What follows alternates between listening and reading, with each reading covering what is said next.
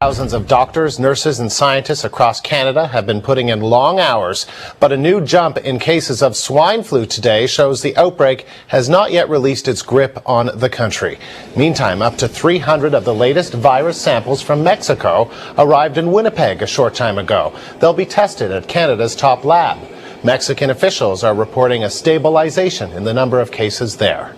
As for this country, we're waiting to take you live to a Health Canada briefing that's going to begin in about an hour. But for the latest, I'm joined by the CBC's Julie Van Dusen. And Julie, this news conference is expected to make some big news. What can you tell us? Well, sources say that the Food Inspection Agency, the Canadian Food Inspection Agency, will be actually giving us the details about an Alberta farmer who went down to Mexico, contracted the virus, came back and infected his pigs. We understand that perhaps he spread it to his pigs by sneezing on them, handling them, and so on, and then it went through his whole herd.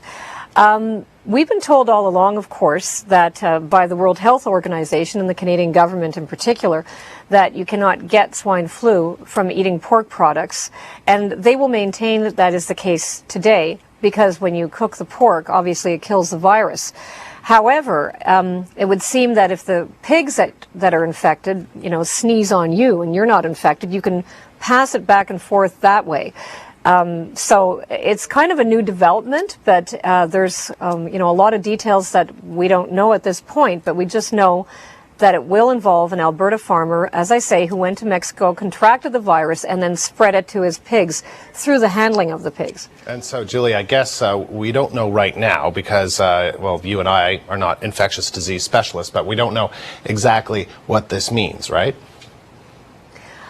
We don't know exactly what it means, but I think they will maintain that you cannot get swine flu by eating pork products because the cooking process kills the virus. But as I say, if you sneeze on a pig and you've got it, or the pig sneezes on you and it's got it, you could perhaps get it that way.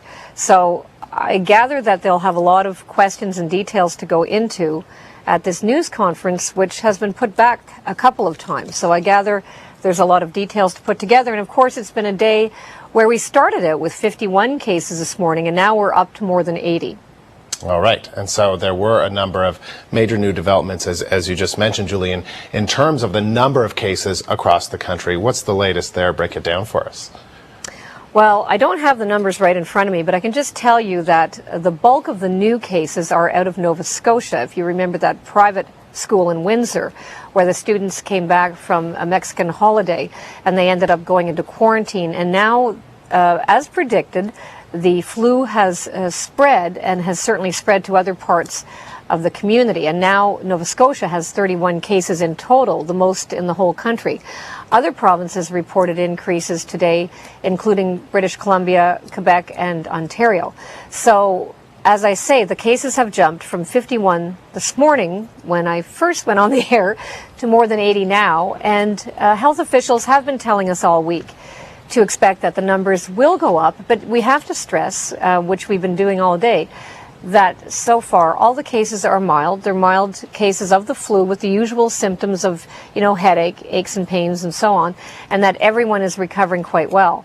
I guess what we're about to hear in the next hour or so could be an interesting twist on what we've been hearing in the past few days. So. All right, Julie. Thanks very much. Julie Van Dusen in Ottawa.